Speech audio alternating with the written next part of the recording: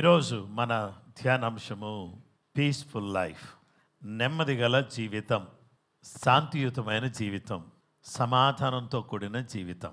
ఈ లోకంలో ఎంత ఆస్తి ఉన్నా, ఎంత గొప్ప పేరున్నా, ప్రఖ్యాతులున్నా, మనల్ని ఎంతమంది పొగుడుతున్నా, ఎంతమంది మనల్ని గొప్పగా ఎంచుతున్నా, మనందరికి కూడా కావాల్సింది ఏంటంటే నెమ్మది గల జీవితం కావాలి, పీస్ఫుల్ లైఫ్ కావాలి.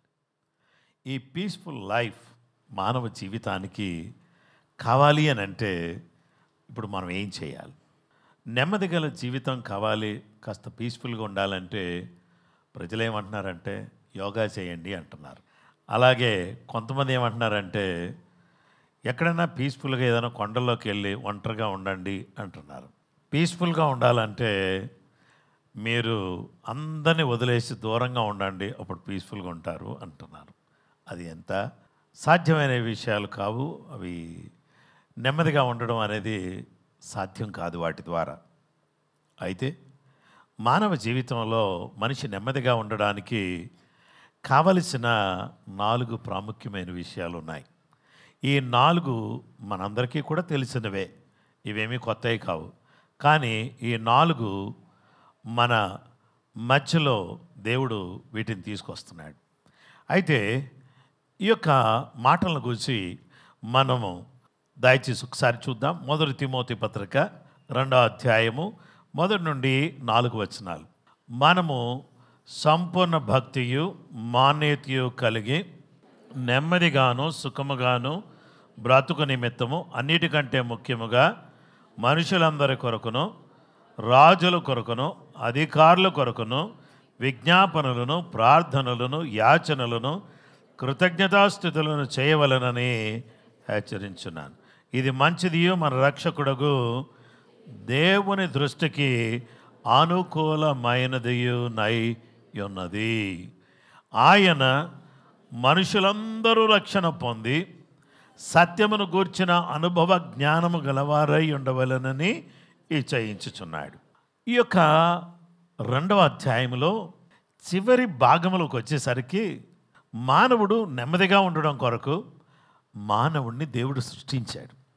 టెన్షన్స్తో, ఆందోళనతో ఎప్పుడు కూడా ఏదో హడావిడిగా బ్రతికేయాలని దేవుడు మానవుడిని సృష్టించలేదు.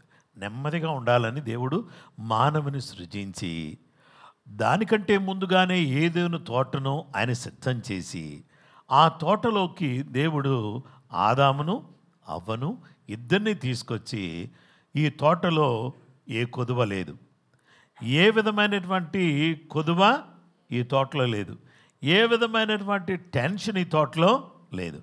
అలాంటి చక్కటి తోటలో దేవుడు ఎవరిని పెట్టాడో తెలుసా అండి? దేవుడు ఆదాము అవ్వను పెట్టారు. ఈ తోటలో వాళ్ళకి టెన్షన్ లేదు. రోజు చల్లబూట వేళ దేవుడు వాళ్ళ దగ్గరికి వచ్చి మాట్లాడుతూ ఉండేవాడు. దేవుడు వాళ్ళతో మాట్లాడటం మాత్రమే కాదు, వాళ్ళు కూడా దేవునితో మాట్లాడేవాళ్ళు. దేవునితో సహవాసం చేసుకుంటూ సంతోషంగా సాగిపోతున్నటువంటి యొక్క జీవితంలో సడన్గా ఓ రోజు సర్పం వచ్చి ఈ తోట చెట్లలో దేని ఫలములనైనను మీరు తినకూడదని దేవుడు మీతో చెప్పాడా అని అంటే అవునవును. ఈ తోట చెట్ల మధ్యలో ఉన్నటువంటి ఒక చెట్టు ఉంది, అది మంచి చెడులు తెలివినిచ్చే వృక్షము, దాని ఫలాలు తింటే మీరు చస్తారు, మీరు ముట్టకూడదు, దాన్ని తింటే చస్తారని చెప్పి దేవుడు అన్నాడు అని అంటే ఏమన్నారు తెలుసా? మీరు చావనే చావరు, మీరు చావనే చావరు అని చెప్పినప్పుడు దేవుని బిడ్డలారా ఈ మాట విన్నప్పుడు ఇది చాలా బాగా అనిపించింది. అప్పుడు చూడటానికి ఆ చెట్టు ఫలాలు రమ్యంగా కనబడ్డాయి. వాటిలో కొన్నిటిని ఆమె కోసుకుని తినేసింది. ఆ తర్వాత తన భర్తకు కూడా ఇచ్చింది. ఇది ఏ చెట్టు పండు అని అడగకుండా అతను కూడా తినేశాడు. ఇద్దరు కూడా తిన్న తర్వాత అప్పుడు దేవునికి మానవునికి మధ్యలో ఎడబాటు కలిగింది. ఎడబాటు ద్వారా నెమ్మది పోయింది. నెమ్మది పోవటం ద్వారా మనిషికి అన్ని రకాలైనటువంటి సమస్యలు తన చుట్టూ కూడా చుట్టుకొని ఉన్నాయి. ఆకులు చుట్టినా పోనటువంటి సమస్య, దేవుడిచ్చిన చర్మపు చొక్కాయిలు ధరించినా పోనటువంటి సమస్య, మానవుని పట్టి ఆనాటి నుండి ఈనాటి వరకు పీడిస్తూనే ఉంది. ఇలా పీడిస్తున్నటువంటి ఈ సమస్యను మీరు చూస్తే, ఇది పీడిస్తూ ఉంది. ఈ సమస్య వాళ్ళని వెంటాడుతూ ఉంది. ఈ సమస్య వాళ్ళని బాధపెడుతూ ఉంది. ఇలా బాధపెడుతున్నటువంటి సమయంలో ఏం జరిగిందంటే నెమ్మది లేదు. నెమ్మది లేదు. నెమ్మది కల జీవితాన్ని దేవుడు ఇవ్వడానికి, మానవునికి నెమ్మది కలగడానికి దేవుడే మనందరి కొరకు తన కుమారుని పంపించి మన సమాధానార్థమైన శిక్షను ఆయన మీద మోపి, ఆయన పొందిన ఆ సమాధానార్థమైన శిక్ష ద్వారా తన రక్తము ద్వారా శిలువ చేత సంధి చేసి మనకు విరోధముగా ఉన్నటువంటి ఆ పత్రమును మేకులతో కొట్టి ఆయన మనలను ఉభయులను, అంటే మనల్ని దేవుణ్ణి ఏకం చేశాడు. ఈ నెమ్మది గల జీవితంలో మనము ఈ నెమ్మది గల జీవితాన్ని కొనసాగించటానికి ఆయన ఏమన్నాడంటే 4 పనులు చేయండి అన్నాడు. ఆ 4 పనుల్లో మొదటి పని ఏంటంటే థ్యాంక్స్ గివింగ్స్, కృతజ్ఞతాస్తుతులు మనము దేవునికి చెల్లించాలి. మనందరం కూడా దేనికి కృతజ్ఞతాస్తుతులు చెల్లించాలి? పరలోకాన్ని విడిచిపెట్టి భూలోకానికి యేసుక్రీస్తు ప్రభువారు మన కొరకు వచ్చి మన ప్రాణ విమోచన క్రయధనముగా తన ప్రాణాన్ని త్యాగం చేసి రక్షణ మనందరికీ ప్రసాదించాడు. ఈ గొప్ప రక్షణ లక్షల కంటే, కోట్ల కంటే, కిలోల బంగారం కంటే, ఈ లోకములో ఉన్నటువంటి సర్వము కంటే, సమస్తము కంటే, అందరికంటే కూడా ఎక్కువైంది. ఇది ఎక్కువైందని ఎవరికి తెలుస్తుంది అంటే ఆయనని ఎరిగిన వారికే తెలుస్తుంది. ఆయన ఎరగని వారికి ఇది ఎక్కువైందని వాళ్ళకి పొరపాటును తెలిసే అవకాశం లేదు. అందుకనే మన అందరం కూడా ఏం చేయాలంటే, యేసయ్య దూరంగా ఉన్న మమ్మల్ని, దుర్మార్గులుగా ఉన్న మమ్మల్ని సన్మార్గులుగా చేసి దూరంగా ఉన్న మమ్మల్ని దగ్గరికి తీసుకొచ్చావు, నీకు స్తోత్రం అని చెప్పగలిగేటటువంటి వాళ్ళు చేసేటటువంటి ప్రార్థనలో మొదటగా వాళ్ళు స్టార్ట్ చేయగానే స్తోత్రం నాయనా, వందనాలు యేసయ్యా, వందనాలయ్యా, రాత్రంతా కాపాడినందుకు వందనాలు, మా బ్రతుకుల్లో పాపమును తీసివేసినందుకు వందనాలు, రక్షణ ఇచ్చినందుకు వందనాలు, నీ బిడ్డలుగా మమ్మలను చేర్చుకున్నందుకు వందనాలు, అల్పులమైన మా పేరు అంత గొప్ప దేవుడమైన నీ గ్రంథంలో మా పేరు రాశారు, అందుని బట్టి నీకు వందనాలయ్యా. మా జీవితంలో ఎన్నో మేళ్ళు చేసుకుంటూ వస్తున్నారు, 1 కాదు 2 కాదు నాయనా, పుట్టింది మొదలుకొని ఈరోజు వరకు ఎన్నో కష్టాలు, ఎన్నో ఇబ్బందులు, ఎన్నో ఇరుకులు, ఎన్నో శోధనలు, ఎన్నో బాధలు, ఎన్నో వేదనలు మాకు ఎదురైన కొన్ని సందర్భాల్లో మేము మళ్ళీ తిరిగి రామేమో అన్నటువంటి పరిస్థితులు మాకు దాపురించినా, హాస్పిటల్ పాలైనా, అక్కడ డాక్టర్ చేతులెత్తేసినా మమ్మల్ని అటువైపుకు వెళ్లకుండా ఇటువైపుకే తీసుకొచ్చినందుకు వందనాలు ప్రభువా అని చెప్పగలిగేటటువంటి వాళ్ళగా మనం ఉండాలి. అల్పుణ్ణైనటువంటి నేను 1987 సంవత్సరంలో హైదరాబాద్కు వచ్చాను. నేను ఒక్కడనే వచ్చాను ఈ స్థలానికి. అయితే 80 ఏళ్ళలో వచ్చినటువంటి నేను మరి ఈరోజు ఆ ఒక్కడిగా వచ్చినటువంటి నేను ఒక్కడిగా వచ్చి ఈ పరిచర్య ప్రారంభించి దేవుని సన్నిధిలో ఈ విధంగా కొనసాగుతున్నప్పుడు అనేక ప్రాంతాలకును ఈ హైదరాబాదు మహానగరంలో కాలినడకను తిరుగుతూ సువార్త ప్రకటిస్తూ ఉన్నటువంటి సమయంలో మొదలుకొని ఈరోజు వరకు ఇన్ని గొప్ప కార్యాలు చేశావు నాయనా అని ఆలోచన చేస్తే నేను నిజంగా దేవునికి కృతజ్ఞతలు చెల్లిస్తున్నాను. మీరు మీ జీవితంలో దేవుడు ఎన్నో ప్రమాదకరమైన పరిస్థితులు ఎదురైనప్పుడు ఆ స్థితిలో నుంచి దేవుడు మన బయటికి తీసుకొచ్చాడు. ఇలాగ దేవుడు ఎన్నో మేళ్ళు చేసుకుంటూ వస్తున్నాడు. 1 2 ఎన్నో చెప్పాలి. ఎటువైపు మనం ప్రయాణం చేస్తున్నామంటే నెమ్మదిగా బ్రతకాలి, నెమ్మదిగా బ్రతకాలి. నెమ్మదిగా బ్రతకడానికి మనం స్తోత్రం చెప్తూ ఉంటే మన లోపల ఒక చక్కటి వైఖరి మనలో డెవలప్ అవుద్ది. ఆ డెవలప్ అయ్యే వైఖరి ఏంటో చెప్పమంటారా? అదేంటంటే దేవునికి అన్నీ మనం చెప్పుకుంటే బాగుంటుంది కదా అనే ఆలోచన వచ్చేస్తుంది అన్నమాట. స్తుతిస్తూ ఉన్నప్పుడు ఈ దేవునికి అన్నీ చెప్పుకుంటే బాగుంటుంది కదా. ఏం చెప్తే బాగుంటుంది? మన విన్నపాలు, మన విన్నపాలన్నీ కూడా ఆయనకి చెప్పేస్తే బాగుంటుంది కదా అనే ఆలోచన వచ్చేస్తుంది అనమాట. అలా ఆలోచన వచ్చినప్పుడు మనం అందరం కూడా ఏం చేస్తామంటే ఆయనకు మనం విన్నపాలు తెలియచేస్తాం. చూడండి, సప్లికేషన్స్ అనేదానికి గ్రీక్ వర్డ్ ఏంటంటే డియాసిస్ అనేటటువంటి గ్రీక్ మాట ఉపయోగించారు. డియాసిస్ అనేటటువంటిది డియోమై అనేటటువంటి గ్రీక్ మాటలో నుంచి వచ్చింది. దానికి అర్థం ఏంటంటే to ask or implore with passion and a heart felt desire. దేవుని సన్నిధిలో మనము ఆయన అడగటం, ఆయన సన్నిధిలో ఆయనకు విన్నవించుకోవడం, మన యొక్క అభిరుచిని, మన యొక్క తపనను, మన హృదయంలో ఉన్న తీవ్రమైన వాంఛను ఆయనకు వ్యక్తం చేయడం అనేటటువంటిది.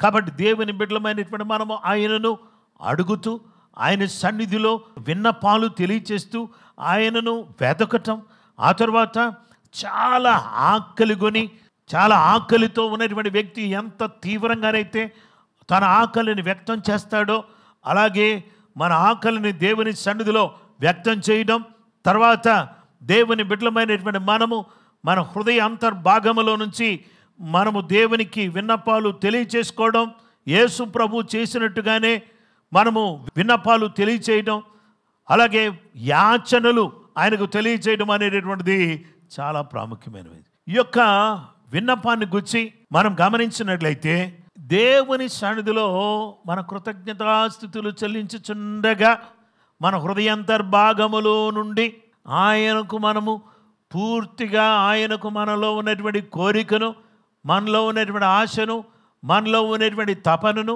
మన అభిరుచిని ఆయన సన్నిధిలో మనము వ్యక్తము చేయటం కొరకు ఏర్పడేటటువంటి ఆంతరంగిక వైఖరిని విన్నపము అంటారు. ఈ ఆంతరంగికమైనటువంటి యొక్క వైఖరి మనలో డెవలప్ అయిన తర్వాత మనం ఏం చేస్తామంటే దేవునితో అత్యంత ఆసక్తితో ఆయనకు మన విన్నపాలు తెలియచేస్తూ వస్తాం. చాలా అద్భుతమైనటువంటి వాక్యం ఉంది, దయచేసి ఒకసారి దాన్ని చూద్దాం. 2వ దినవృత్తాంతాలు 6:39-40 వచనాలు.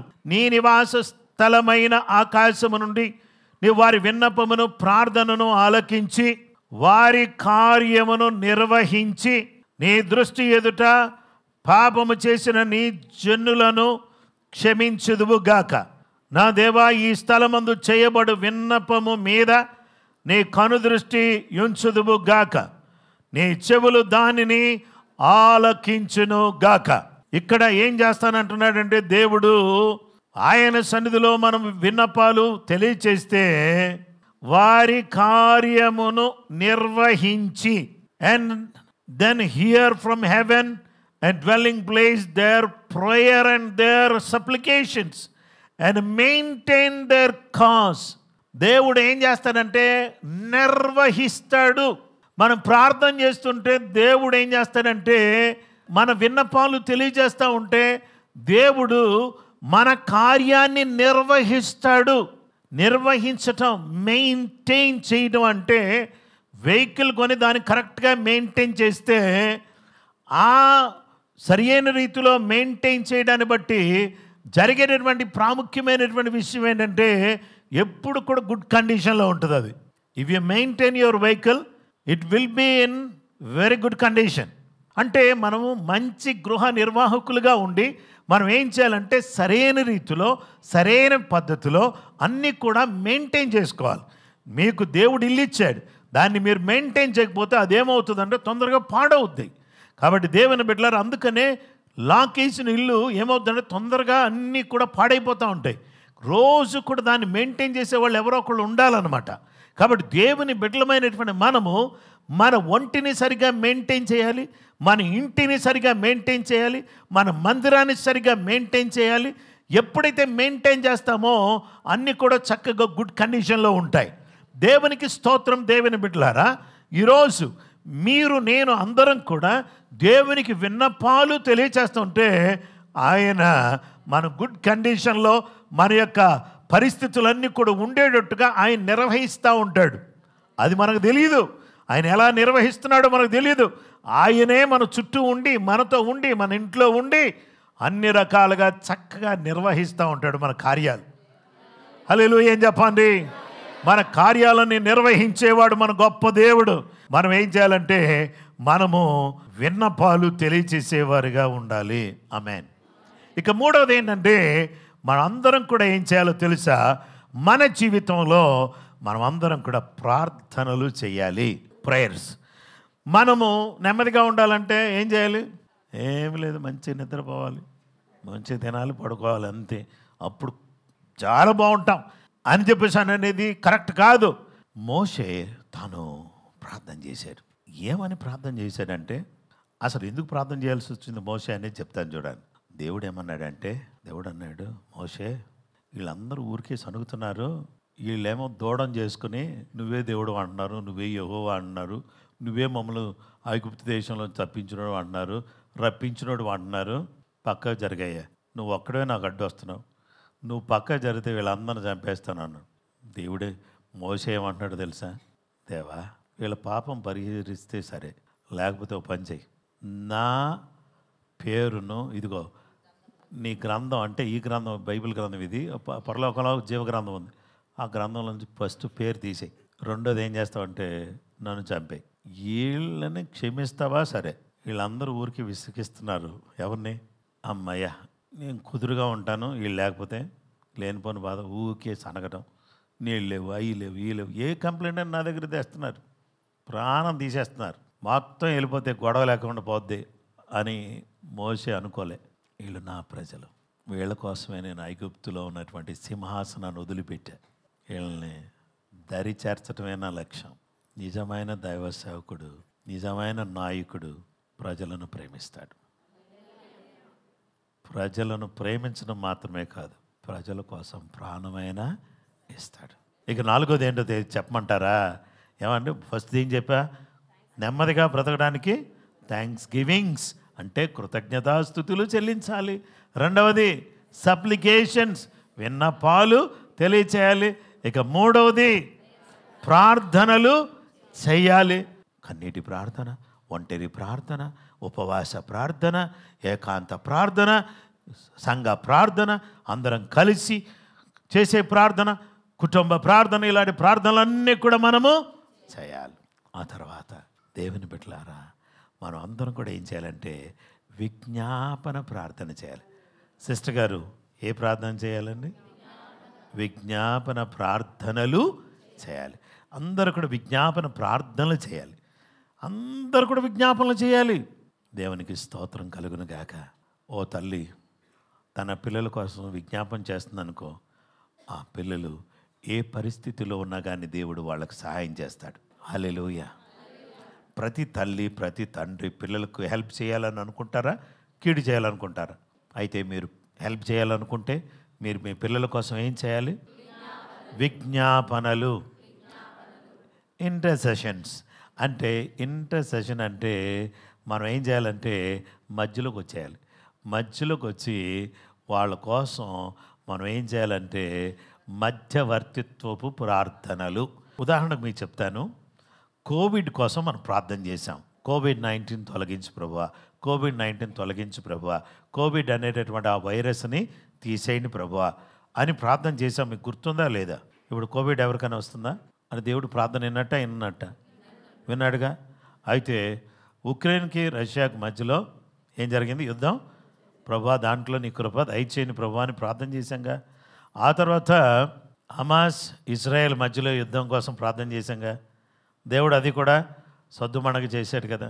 అలాగే ఇరాన్ మరి ఇజ్రాయెల్ మధ్యలో మళ్ళీ ఈ మధ్యకాలంలో యుద్ధ వాతావరణం నెలకొల్పబడి వాళ్ళు వీళ్ళ మీద వీళ్ళు వాళ్ళ మీద ఈ కార్యక్రమంలో ప్రార్థన చేశాంగా. దేవుడు ఇంతవరకు దేవుడు సాయం చేస్తున్నాడు కదా. అయితే దేవుని బిడ్డలారా, ప్రార్థనలు వింటానే ఉన్నాడు కదా. మీరు కూడా ప్రార్థన చేస్తున్నారు కదా. మీ పిల్లల కోసం ప్రార్థన చేస్తున్నారుగా, మీ కుటుంబాల కొరకు ప్రార్థన చేస్తున్నారుగా. ఇవన్నీ చేస్తున్నప్పుడు దేవుడు మీ ప్రార్థన వింటున్నాడా లేదా అండి? వింటున్నాడు కదా. అయితే ఇప్పుడు మనం అందరం కూడా ప్రార్థన అనేదాన్ని వదిలిపెడితే ఇందాక మీరు పాడినట్టుగా ఏంటండి అది? పరాజయం. పరాజయం అంటే అపజయం, అంటే ఓడిపోతావు. ప్రార్థన మానకు. హల్లెలూయా. ఏ రోజైనా కానీ అన్నం మానే, నో ప్రాబ్లం. అన్నం మానేసినా నో ప్రాబ్లం, కానీ ప్రార్థన మాత్రం మానకు. హల్లెలూయా. ఓ రోజు అన్నం మానేస్తావా? మానే, నో ప్రాబ్లం. కానీ ప్రార్థన మాత్రం మనకు. దేవుని బిడ్డలమైనటువంటి మనందరితో కూడా దేవుడు ఈరోజు మాట్లాడుతున్నటువంటి విషయం ఏంటంటే, ఏమండి మనందరం కూడా విజ్ఞాపనలు చేయాలి. ఏం చేయాలి? విజ్ఞాపనలు. ఎవరి కోసం? మనుషులందరి కోసం, రాజుల కొరకు, అధికారుల కొరకు. ఎందుకని చేయాలో తెలుసా? అవ్వ మోసపోయింది, అలా మోసపోకూడదు. ఆదాము మోసపోయాడు, అలా మోసపోకూడదు. అందరూ కూడా ఆశీర్వదించబడాలి, అందరూ దీవించబడాలి. అయితే ఆయన పిల్లలమైనటువంటి మనం అందరం కూడా ఏం చేయాలంటే ప్రార్థన చేయాలి. నా ప్రియమైన వారలారా, దేవునికి స్తోత్రం. ఈ సమయంలో నేను మీ అందరికీ మనవి చేస్తున్నాను. దేవుడు చేస్తున్న కార్యాలన్నింటిని బట్టి దేవునికి స్తోత్రం. నెమ్మదిగా బ్రతకడానికి కృతజ్ఞతాస్తుతులు చెల్లించాలి, విన్నపాలు తెలియచేయాలి, ప్రార్థనలు చేయాలి, ఇక చివరిగా విజ్ఞాపనలు చేయాలి. అప్పుడు మనం నెమ్మదిగా సుఖంగా బ్రతకగలుగుతాం. అలా బ్రతకడానికి దేశంలో పెను మార్పు దేవుడు చోటు చేసుకోవాలి, అద్భుతమైన కార్యం చేయాలి. ఈరోజు మీరు సైలెంట్గా ఉంటే రేపు బాధపడాల్సి వస్తుంది. ఈరోజు మీరు నిర్లక్ష్యంగా వైఖరి వ్యక్తం చేసి నాకొద్దులే ఈ ప్రార్థన అని మీరు అనుకుంటే మీరు కష్టపడాల్సి వస్తుంది. ఓ మంచి తీర్మానం చేసుకుందాం. ఈ ఒక్కరోజు ప్రార్థన చేయటం మాత్రమే కాదు. దేవుని బిడ్డలారా, యోబు తన స్నేహితుల కొరకు ప్రార్థన చేశాడు. దేవుడేమో రెండింతలుగా అతనిని ఆశీర్వదించాడు. యోబు తన స్నేహితుల కొరకు ప్రార్థన చేశాడు, దేవుడు రెండింతలుగా ఆశీర్వదించాడు. అయితే యోబును ఆశీర్వదించిన దానికంటే రెండింతల కంటే 100 ఆశీర్వదించబడతారు మీరు. అలాగ దేవుడు మిమ్మల్ని ఆశీర్వదించాలని నేను కోరుకుంటున్నాను. సేవకుడిగా దేవుని సన్నిధిలో 2 చేతులు పైకెత్తుదామా? ఒక్క క్షణం ఎందుకు కాదు, చాలా ఆసక్తితో దేవుని సన్నిధిలో గట్టి స్వరముతో మనమందరం కూడా ప్రార్థన చేద్దాం. మా పరలోకపు తండ్రి, మీ బిడ్డలందరూ కూడా జ్ఞాపకం చేసుకోండి. ఈ కడవరి దినాల్లో దుష్టుడు ఎంతో భయంకరంగా పనిచేస్తున్నటువంటి దినాల్లో ఎంతోమంది మనసులను, హృదయాలను లోకం తట్టు లాక్కుపోతున్న ఈ టైంలో మా సంఘములోని పిల్లలు కానీ, యవనస్తులు కానీ, స్త్రీలు, పురుషులు అందరూ కూడా నీ అడుగు జాడలో నడవడానికి సహాయం చేయండి. కృపని బిడ్డలకు కలుగుటకు సహాయం చేయండి. యేసు నామములో అడుగుచున్నాము తండ్రి. మన పరమ తండ్రి దేవుని ప్రేమ, కుమారుడైన యేసు క్రీస్తు ప్రభువారి యొక్క కృప, పరిశుద్ధాత్మ దేవుని నిత్య సన్నిధి సహవాసం చేరుమన మనకును సకల లోకములను పరిశుద్ధులకు సదా తోడే నడిపించును గాక. ఆమేన్.